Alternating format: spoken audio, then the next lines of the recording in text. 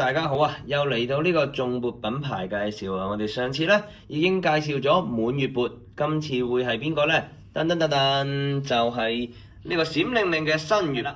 咁啊，我哋見到咧佢個外觀非常之靚，係一個銀色啦，同埋咧成個嘅形狀嘅花紋啦，你都會覺得好吸引喎。咁點解會閃靈靈呢？其實就係原有嘅即係打造頌缽嘅金屬之外咧，其實加咗特別多嘅銀啊，令到佢咧會有一個咁靚嘅效果。不過咧，又亦都少少嘅煩惱，就係佢有機會咧係會容易啲氧化，所以我哋有時保養嘅時候咧，就要笠一個可能膠套或者揾一啲嘢 cover 住佢啦，令到佢唔好同空氣直接接觸。OK，咁啊，佢嘅層數同滿月缽有咩分別咧？就係喺滿月缽14至16層嘅基礎上面咧，再加多10層啊！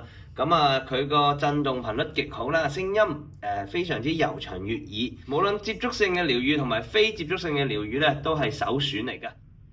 咁我哋點樣辨別咧？即係去認一認呢一個嘅新月缽咧，就係好清晰嘅。你見到啦，頭先入面咧，你睇一睇個圖案，就係一個生命之花嘅雕刻啦。另外咧，出面有一個新月同埋永生花嘅 logo。嗱，前面啦同埋後面都有唔同嘅 logo 嘅。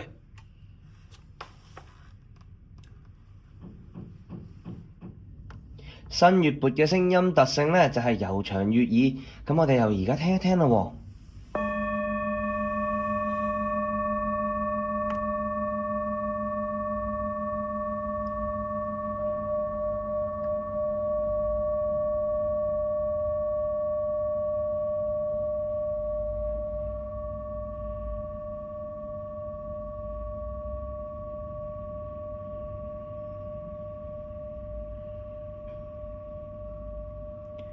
哇，仲未完㗎。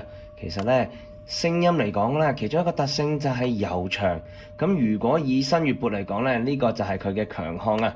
咁比起其他嘅即係頌缽啦，新月缽咧，佢嗰個聲音特性咧，係因為加咗各種嘅金屬，再加上銀啦，令到嗰個效果咧係好突出嘅。